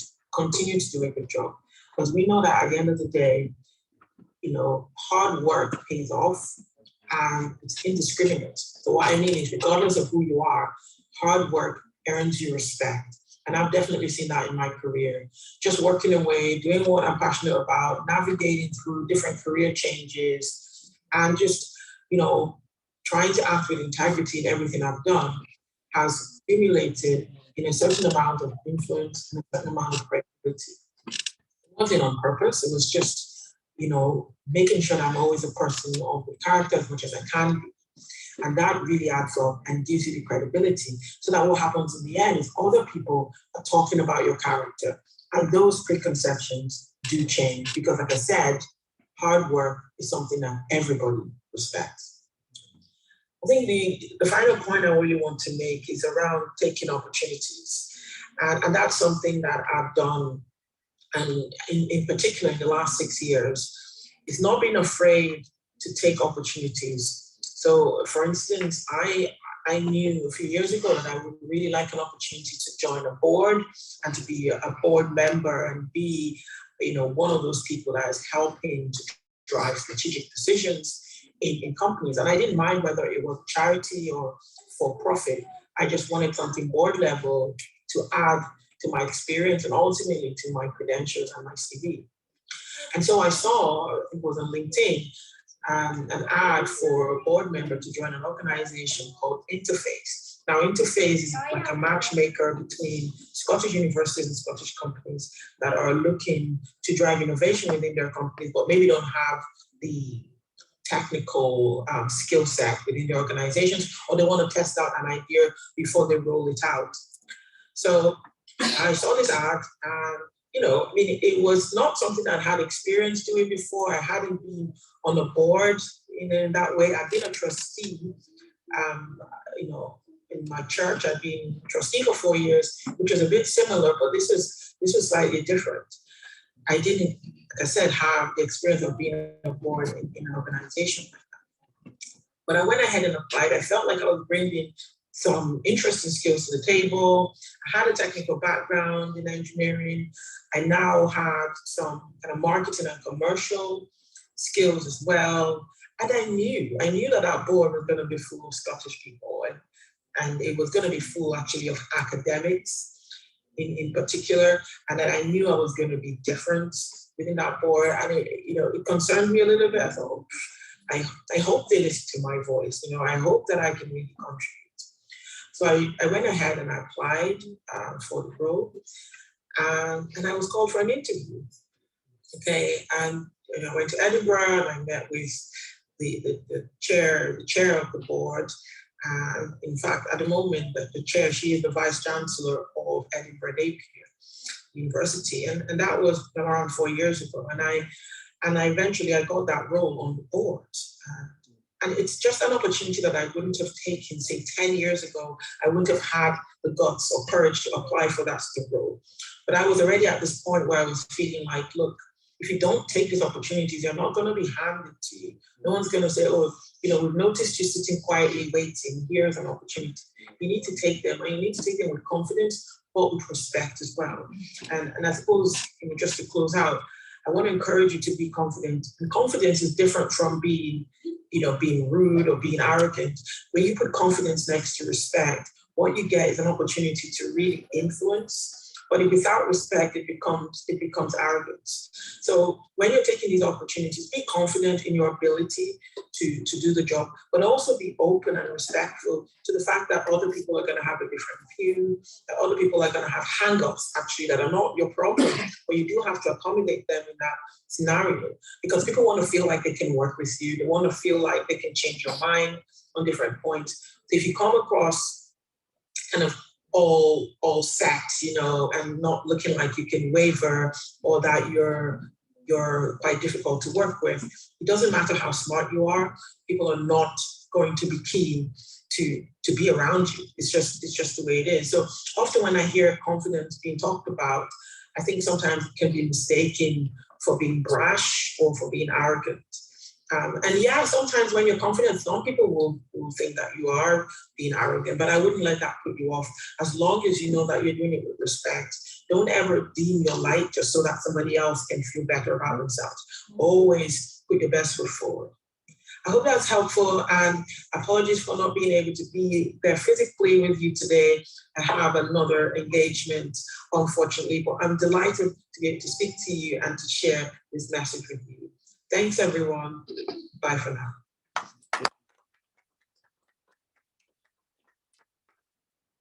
I understand. Now, thank you so much. Even though she's absent, she's not present, but I'm grateful for her submissions. I think part of what she said complements what the panel raised, things about integrity, things about trust, things about confidence. So I think that she's spoken very, very well. Now, at this stage, we would like to open the floor up for questions. So please ask that if you could lay your question within a minute, that would be fantastic, maximum. So if you do have a question, you could please raise your hand up and our panel will be glad to answer them. So I will hand you. Thank you very much. My name is Isaac. I think my question will go directly to Dr. Roti. I'm also an engineer, a PhD holder, but I have the passions towards making people to realize that they can be wealthy through some ideas. And I have that ideas, which has to do with the knowledge of trading. And one can make a hell out of resources there. But I want to transit to a point whereby I'll be able to start up my own company here in the UK, be financial educations or in terms of financial management. How can I go about that?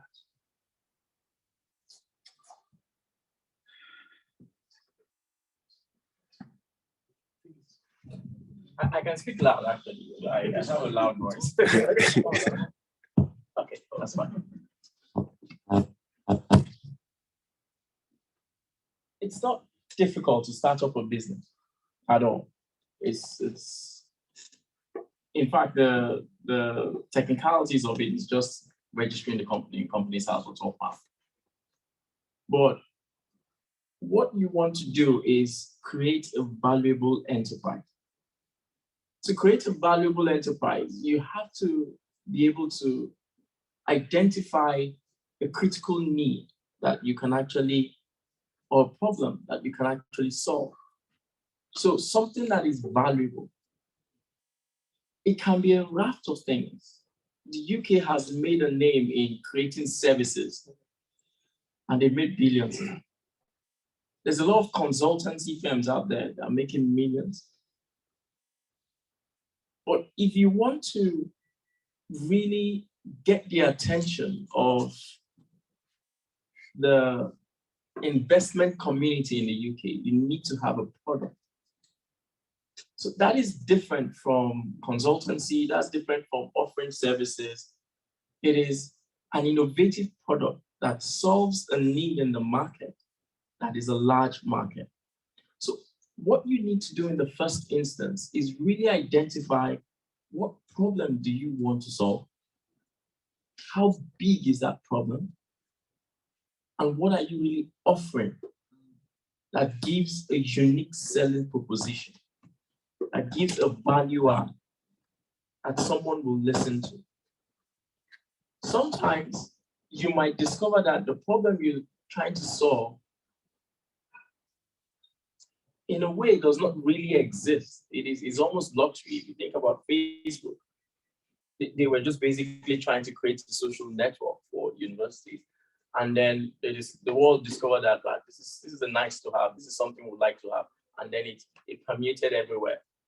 But also because you have an engineering background, I would think that maybe those ideas are more technical, which means that there's possibility that there's innovation, there's technology behind what it is you want to offer.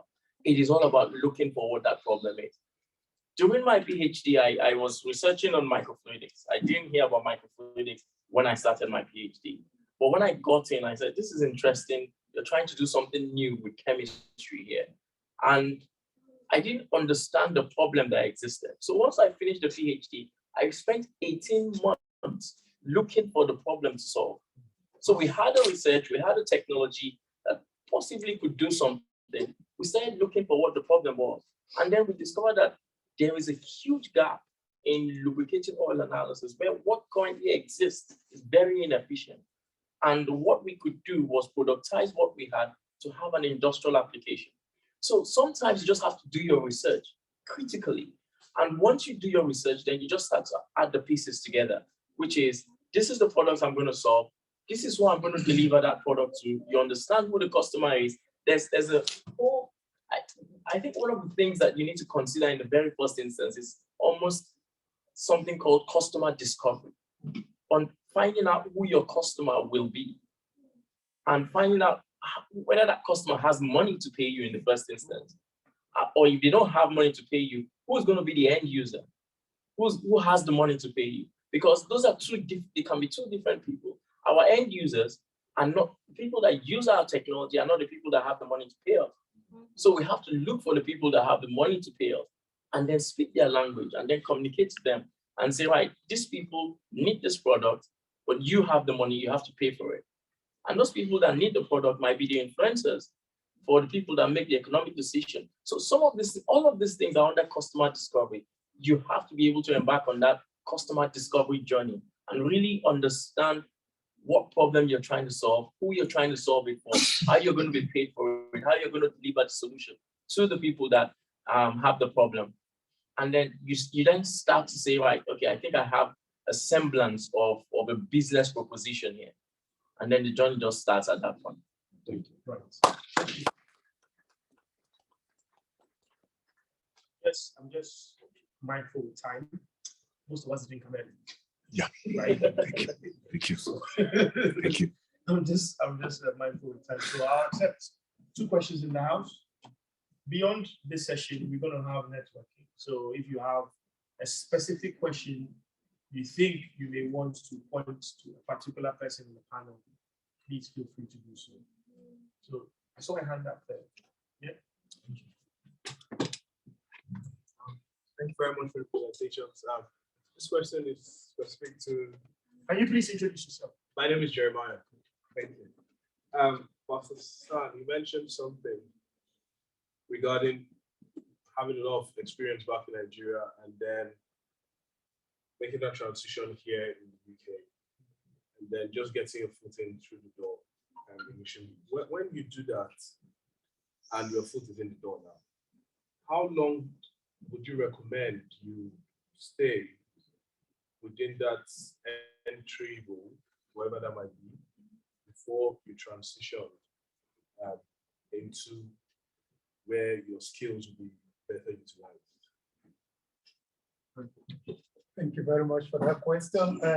I think just to say, it's going to be relative because at times you get into the same company and you discover that your skill, there is actually an opportunity within your company, and depending on the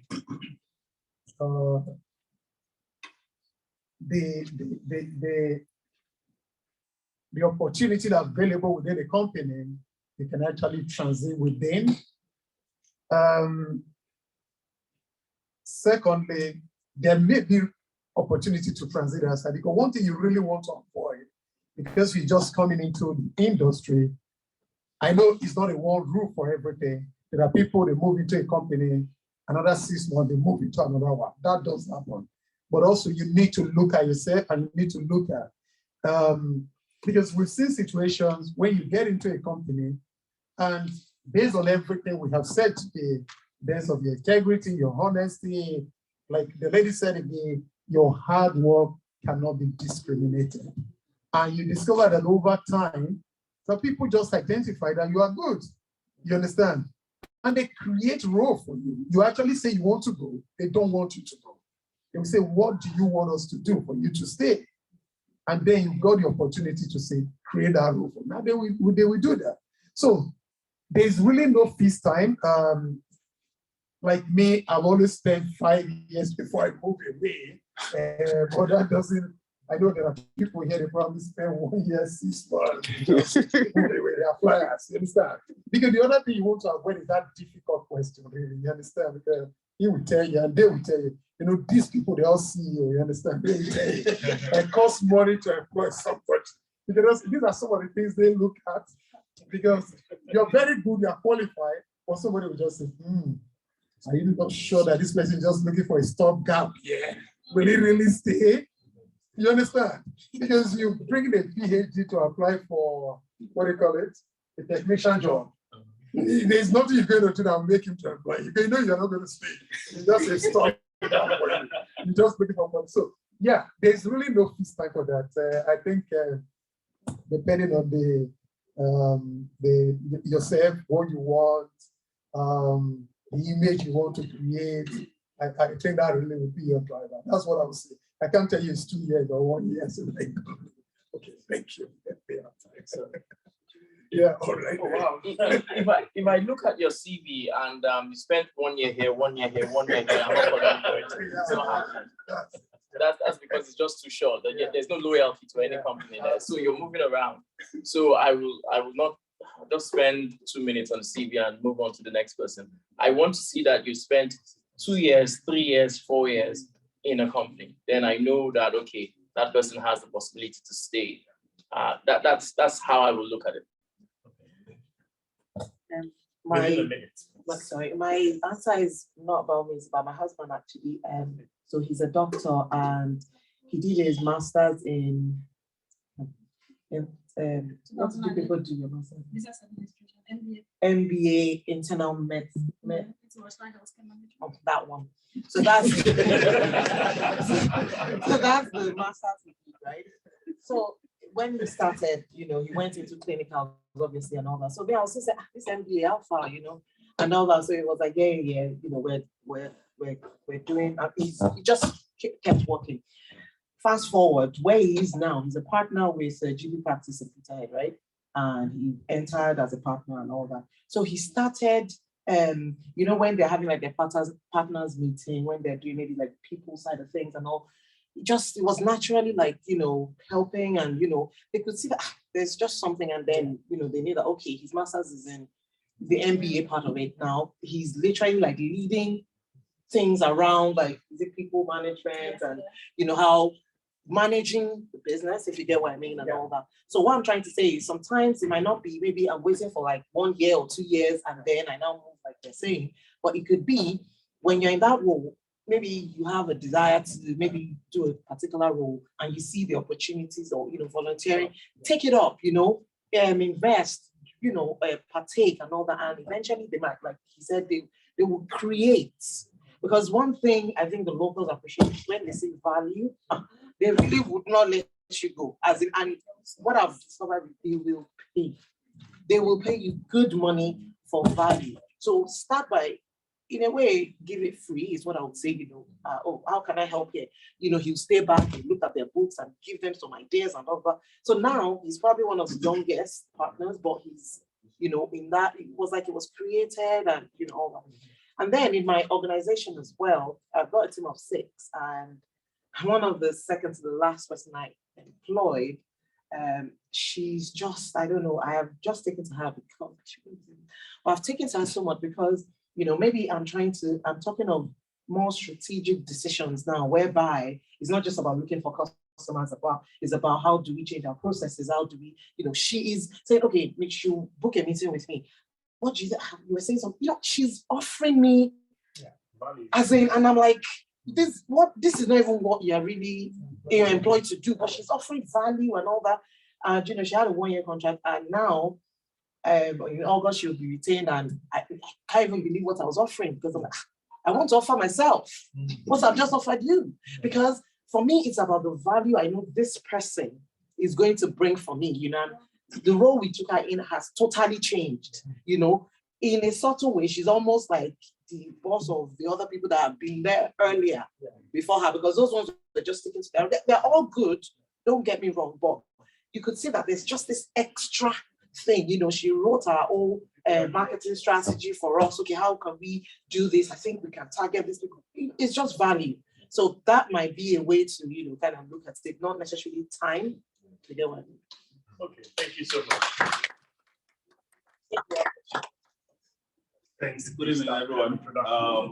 I'm sure I copy you with a loud voice. So yeah, so Felix Tabenda is my name, finance controller with Baker Hughes. 2 of my questions have been asked already, and one of it, just to reiterate, this is point which I wanted to ask. If you go on the Ripple site, her team, probably you're the only African, if I'm not mistaken. And she answered the question by saying what made them different. That's the reason they are working there with her. That's what I pick up from there, because I wanted to ask about how come you are the only African in your own business? It is not a given that she has to recruit us. It is what makes us different that the likes of Dr. Rotimi or BC are looking for. So thanks very much for that. The other part of my question is around mainly Pastor Stan and Sister Martina. It's around the political side of things here in Aberdeen. We are talking about thriving as immigrants in the UK. One of the recent changes I saw to her position and that of director of, I think, University of Edinburgh as well. These are positions that create changes in the community, in the society for a long term. What are we doing, for those of you who've been here for decades? What is the difference you're making in the laws that govern the immigrants in this city, in this nation? Because I think we spend a lot of time talking about how we get into jobs, how we want to create businesses. But those businesses, the Lord Rector made a very pertinent point. Most of the universities have funds, but these funds are for particular groups of people. That is not because they don't want to support us. That is simply because the decisions are being made by them. So probably to both of you, what are those things you're doing now in your respective roles? Pastor Stan, I know we've had this political discussion before, but how are we using that to influence these people in this hall that will leave from here and say, it's not just about me applying for a job or looking for the next role, but can I join Fatima, who is now the counselor here in Aberdeen, to start, or Westfield, to start bringing in some changes? Can I talk with Sister Martina to say, I want to volunteer in the university on this particular sector to see how I change politics? So my question at the end is like, what do you think you can tell us to change that mindset from job seeking to more of policy direction and policy directives? So, thank you. Very much. Next question.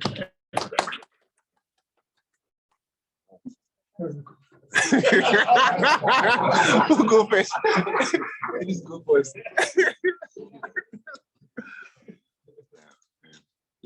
Not that I like the Bible, but in Deuteronomy, they said, God will bless your kneading bowl, and please put it.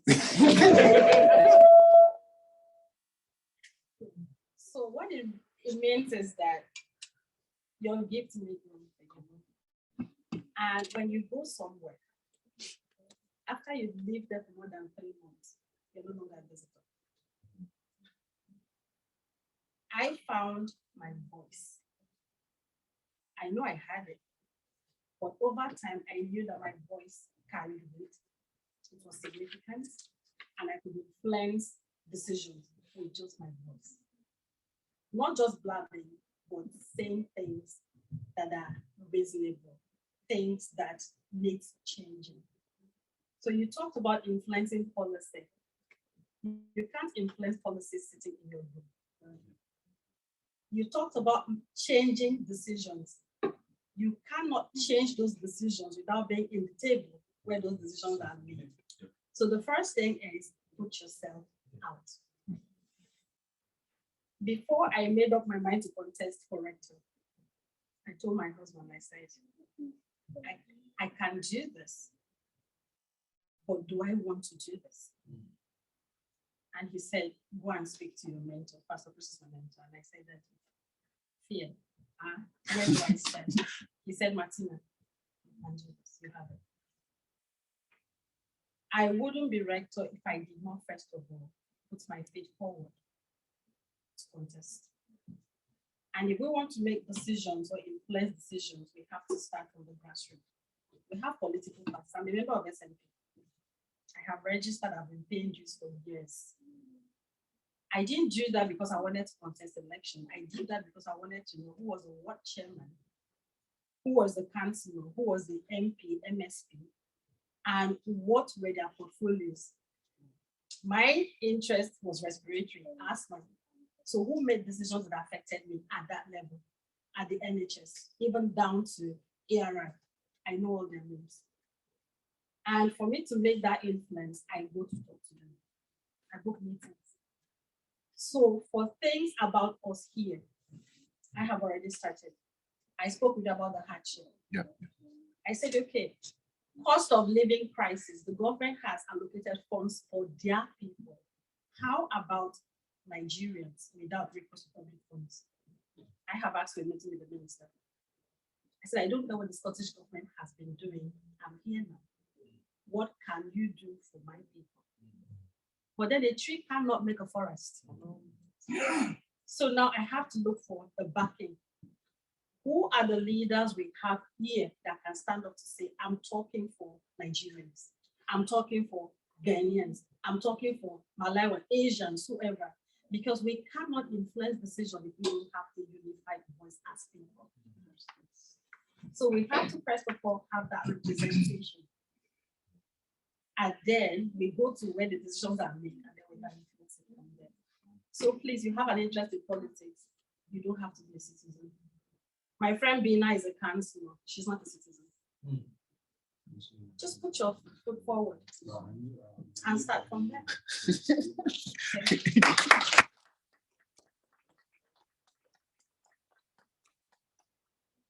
Thank you very much. And I think that what Sister Martina said, I'm also a past career of SMP.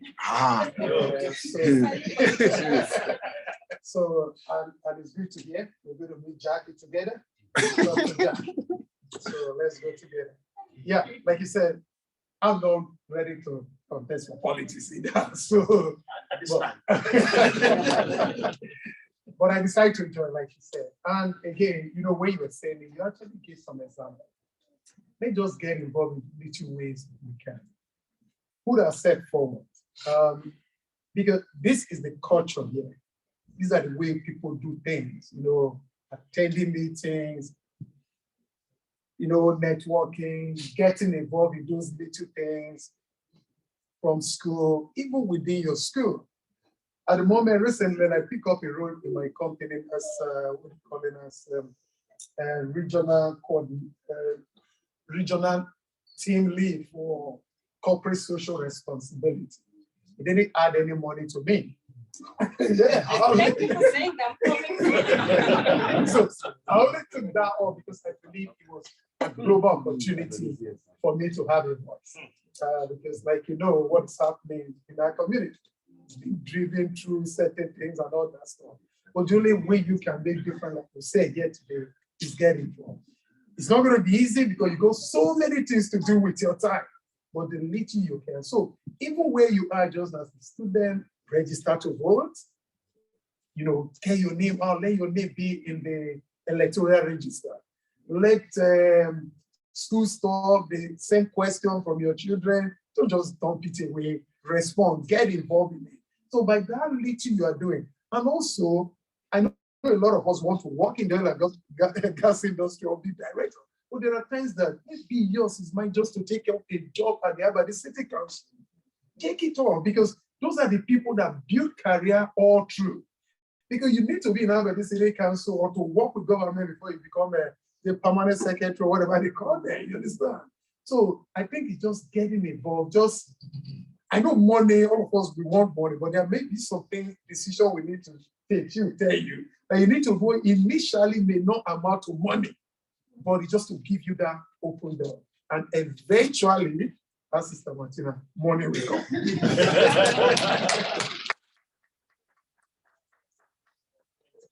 Now, Dr. Arabia, we are not ignoring your voice. We may accept a closing remarks for you from the panel on their behalf. So, thank you so much. Sorry about that. I just want to add, and I'm coming from the business side of things. So before we get to that, you know, the politics level, which I think, you know, there is a whole lot of steps, you know, before we get to that. I think it's good for us also volunteer and get involved in various initiatives or groups at lower levels before we get to that. And for example, we have something called Women Enterprise Scotland.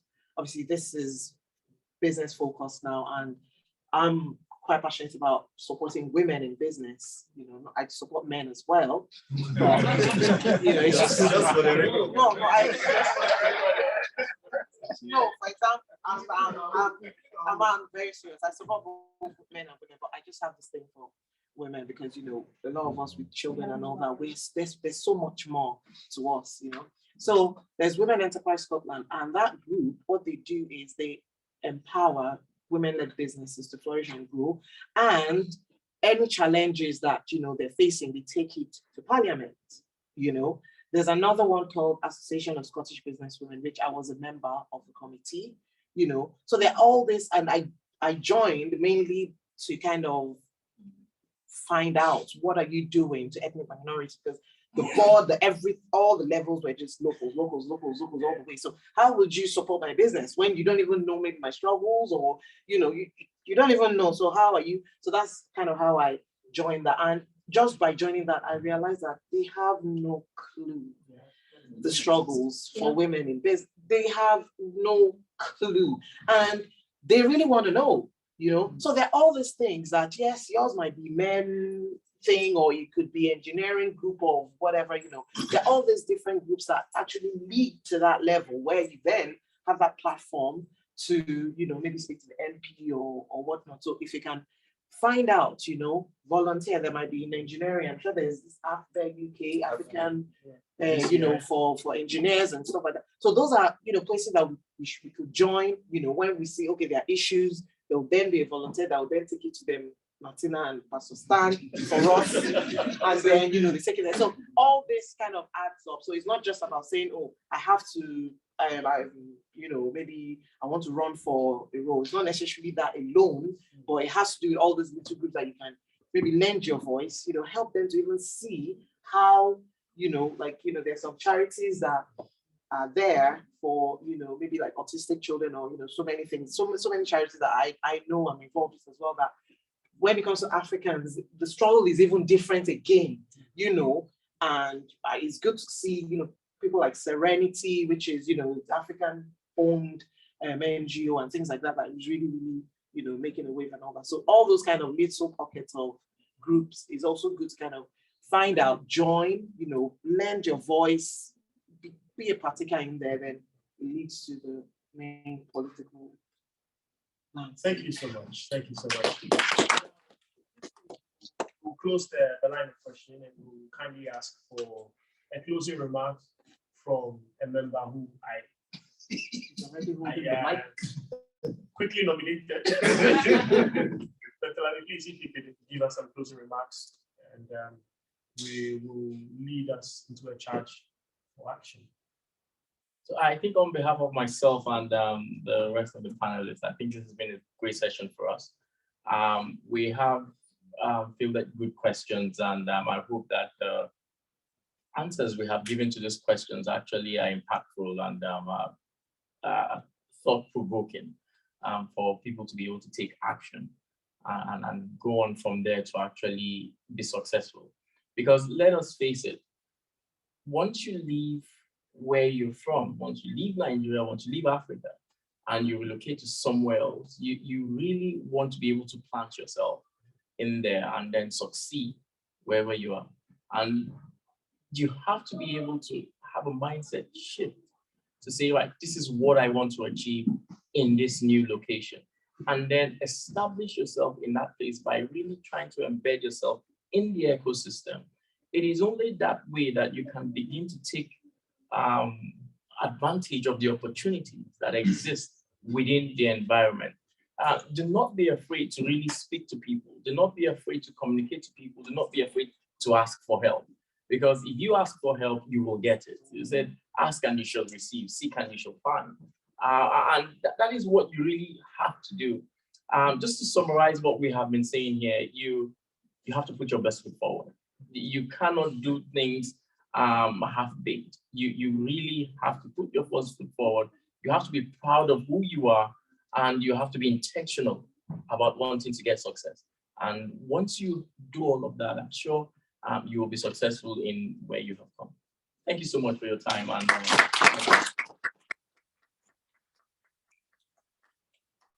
don't know what to say. When we're applying this program, what I see today, Shasa, you actually in our mind. So can we give them a round of applause again? Not hiding facts, not hiding truths. You have all of you have shared your part of your art, your future, your past, your struggle. It builds on all of us now. For me, I don't think I will take a bus home tonight. I'm going to trek home. That's right. I want you to apply that as a goal. Because for Danny was talking to me some days ago that if we have an event and people do not participate, then shame on us as people. So if you want the neighbors of these great people, if it's 2 hours they spend, you will have made £5,000 or something. If you guys have done a job, you will have made the tax of £45. So if you want to make God happy, am I right? If you want to make God happy and this church who gave you left also have creed, let's go back and act, not listen. So if these are great people can see you 1 or 2 years time, you show up and say, you came for the event, you talk to us and practice. That would actually be a good commendable stuff for this event. I want to thank all of you, sirs, again especially this my brother who I met only on Sunday. All the questions we saw today, he drafted this question. So can we give that?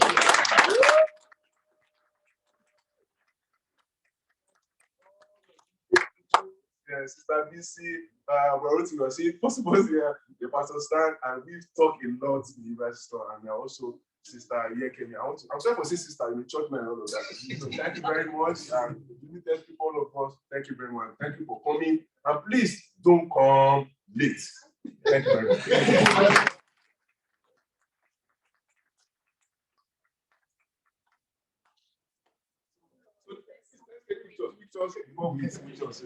I want to start with you. Thank you so much, everyone.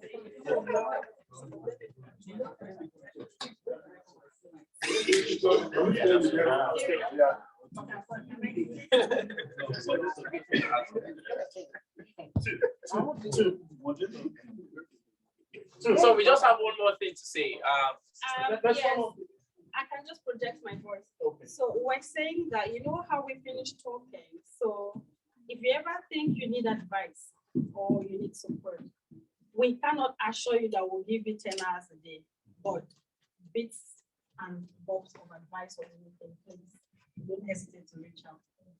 I'm sure he knows all our contacts. So there's something burning, you need to run it past somebody, just an advice on something, please. I'm There's sure money to be everyone made. wants. That's my own. There is money. There's money to be made. So forget about all of us. Sure. So Let's take the first to the Thank you very much. So everybody can stand. We cannot come and We cannot come and Just five of you first, or is it 6 of you? all right, thank you. Should I join all? Yes.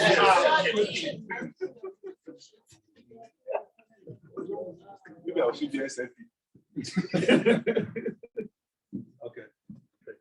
Let's take picture. But now we tell you that we are believing, we are preparing for immigrants. Let's take pictures. Let's take pictures. We need to build this country.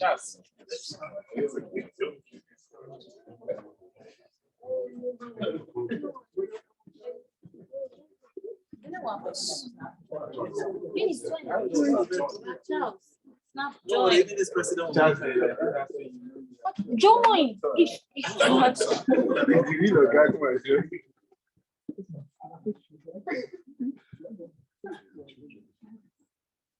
Only in the next 5 years, we have some SMP councillors.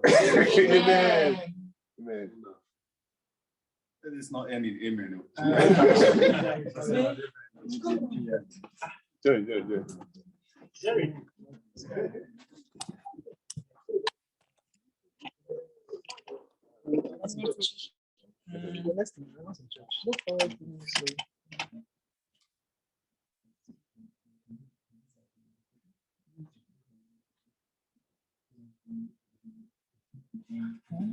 Thank you.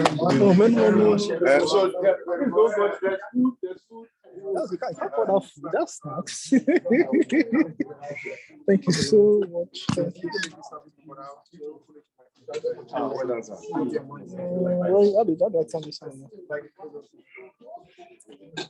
Sorry. Welcome.